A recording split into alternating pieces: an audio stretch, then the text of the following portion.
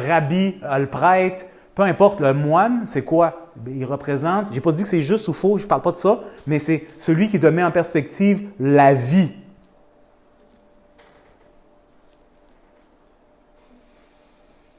Par rapport à laquelle tu manges la nourriture pour passer à l'action, pour te donner un cadre qui est plus large.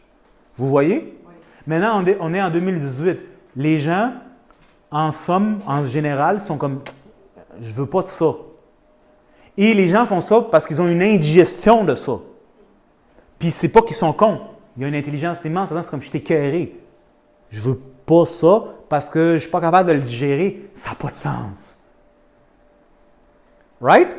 Mais ce qui ne signifie pas que malgré tout, il y a vraiment quelque chose de plus grand dans laquelle on vit et que dès qu'on enlève la tête de son nombril, on est confronté à cette grandeur qui nous... et qu'on n'a pas de guidance par rapport à ça et par rapport à comment on est supposé naviguer à l'intérieur de cette immensité qui est la vie. Et nous, là-dedans, qu'est-ce qu'on est? Donc, le réflexe, c'est juste de faire... de se fermer, de fermer ses sens, de se rapetisser, ce qui signifie que par conséquent, tu as un style de vie qui va te maintenir petit. La première chose qui va t'affecter, c'est le feu digestif, qui n'est pas un feu digestif, qui est le feu dans la maison, qui allume tout. Pas un niveau neurologique, mais on parle concret, là, comme le feu. Vous voyez? Mais tout ça, donc, comment on sépare la dimension, pour moi, ce n'est pas spirituel, c'est la vie, mais on va l'appeler la dimension spirituelle de notre vie de tous les jours et comment est-ce qu'elle est séparée de la digestion? C'est impossible. La vraie souffrance de l'être humain, quand tu creuses un petit peu, c'est que leur vie, ils ne savent pas elle va où.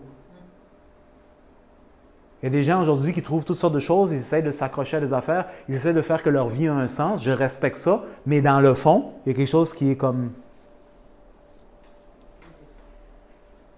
Pourquoi je vis? Bon, mais pourquoi tu vis, donc pourquoi tu manges?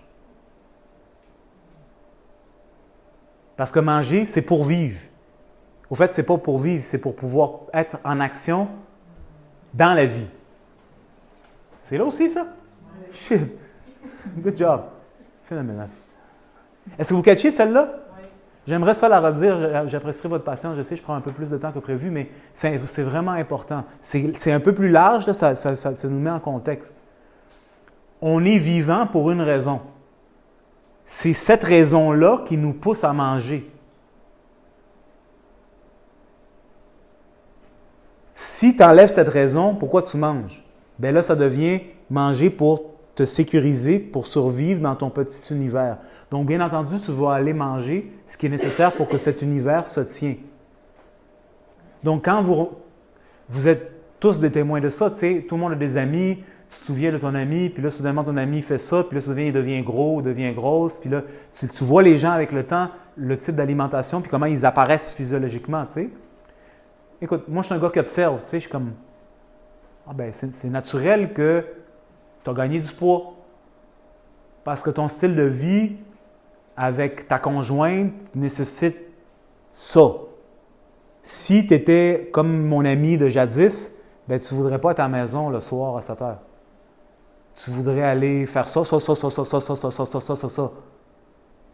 Parce que tu as plein de feu, parce que tu as plein de désirs, parce que tu as plein d'ambition, parce que ta vie, tu la vois plus grande. Sauf que peu importe pour quelle raison, cette personne doit rester à la maison. Peu importe pourquoi, là, vous pouvez imaginer ce que vous voulez. Donc, bien entendu, il faut faire quelque chose avec ce feu. Tu peux permettre à ce feu d'être là, il va être à la maison, il va cogner dans les murs. Quand tu es plus jeune, tu vas baiser. À un moment donné, tu es tanné de baiser. Donc, le style de vie va être automatiquement plus lourd. Ils vont choisir des aliments plus lourds, qui vont juste atténuer, stabiliser, retenir, créer une espèce de cocon de sécurité. Mais est-ce que vous comprenez ce que je veux dire? Ce n'est pas une critique. C'est pour essayer de vous montrer par rapport à des contextes. On change d'exemple. Prenons une personne qui a décidé, pourquoi elle a décidé, c'est un autre sujet. Moi, là, je veux courir le marathon. Pas quelqu'un qui veut prétendre qu'il veut courir le marathon, là, tu sais. Quelqu'un qui est vraiment déterminé, peu importe pourquoi, là, c'est sa mission de vie, là, tu sais. Tu n'as pas besoin de le convaincre de manger différemment. Tu n'as même pas besoin de lui enseigner vraiment c'est quoi manger. Parce qu'il court, là, il réalise que je suis fatigué. Quand je cours demain ou dans 3 jours, ça ne marche pas. Et naturellement, il va commencer à graviter vers des affaires qui vont l'aider à pouvoir maintenir son style de vie et l'aider à exceller vers son style de vie. Oui ou non? Oui. Ça se fait tout seul.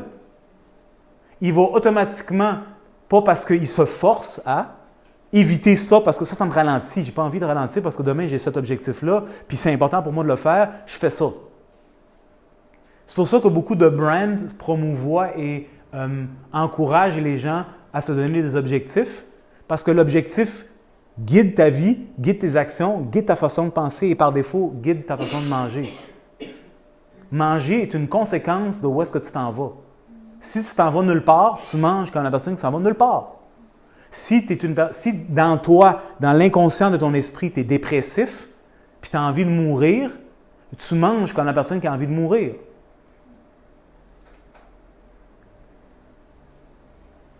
Si toi, ton objectif, un autre objectif, tu sais, c'est de trouver l'illumination, bien, tu vas manger d'une certaine façon.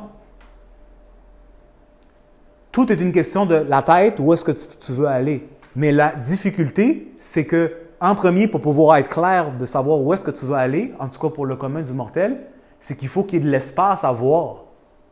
Là, on est tellement taxé qu'on ne voit plus rien, puis tout le monde, c'est un gros mot. La majorité d'entre nous, on fonctionne par défaut. J'ai fait ça parce que ça n'a pas marché, je fais ça parce que c'est la meilleure opportunité, j'ai été engagé là, les circonstances ont fait ça, là je fais ça, ça fait 25 ans. Est-ce que vous catchez un peu ce que je veux dire? Oui. Mais où toi, l'impulsion de vie veut te guider, ça c'est une autre affaire. On est vivant, on est plugué à la vie. Il y a de la vie qui circule en nous comme ça circule dans l'arbre.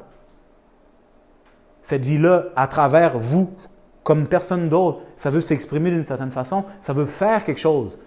On appelait ça en catholicisme là, le dessein de Dieu. Un gros dessein, là, tu sais, de la vie, où est-ce que ça s'en va, pourquoi ça s'en va dans ce sens-là, puis nous autres, on est des acteurs dedans. On peut enlever ça du catholicisme et dire la vie. Tu es un acteur. Mais où est-ce que la vie, qui est quelque chose de très vrai que tout le monde expérimente à tous les jours, à chaque instant, veut t'amener?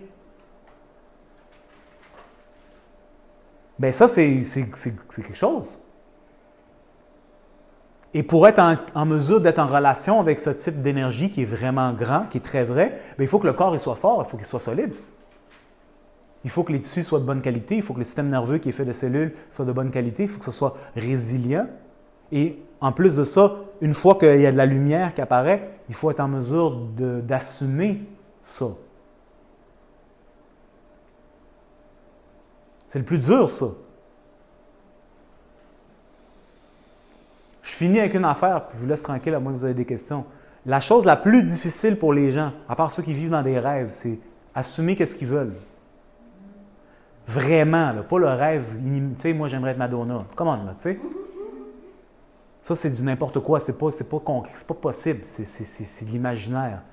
Mais quand quelqu'un rentre vraiment en relation avec eux-mêmes, puis il y a comme une impulsion, là, tu sais, ce que tu sens que je veux ça, c'est la chose la plus difficile pour les gens de rentrer en relation avec ça, parce que s'ils ressentent ça et ils l'amènent à la conscience, that's it, ils sont faits.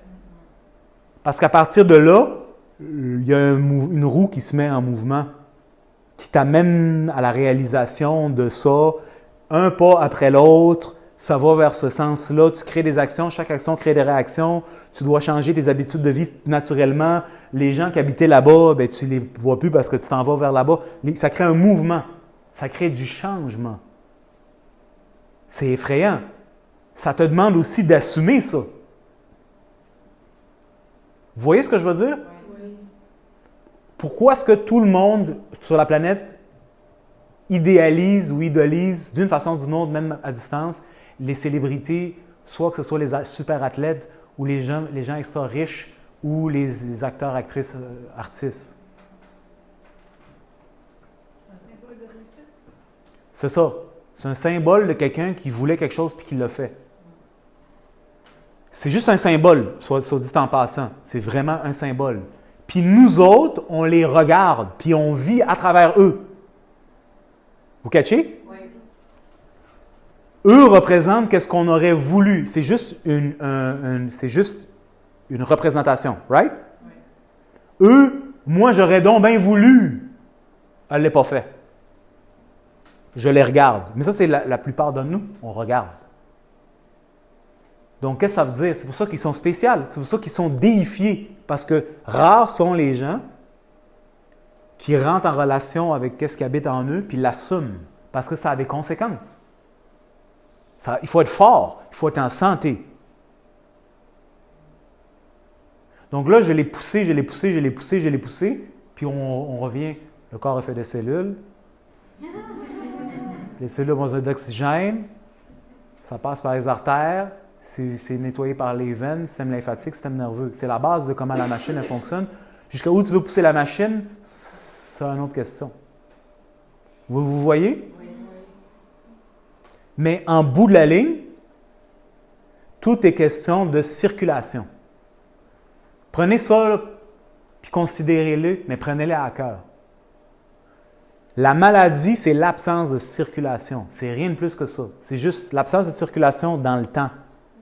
Après 5 minutes, je sens moins. Après 1 heure, je ne sens plus. Après 5 mois, ça fait de la brûlure. Et ainsi de suite. Et puisque c'est des tissus, puis c'est fait de cellules, c'est essentiellement de la viande vivante, bien, quand ça ne reçoit pas ce que ça a besoin, ça pourrit quand c'est tendu. Est-ce que vous catchez? Oui. Quelque chose qui pourrit, ça fait toutes sortes de symptômes. Ça pue, ça fait des gaz, ça fait des bibites. La bibite, elle a une raison. Ça crée toutes sortes de symptomatologies, ça crée toutes sortes de déséquilibres dans d'autres places qui doivent compenser pour cette foquerie-là. Et ça s'extrapole, et ça s'extrapole, et ça s'extrapole. Juste, mais là, mais on ne réalise pas jusqu'à quel point le corps est tendu aujourd'hui. Parce qu'on ne le sent pas.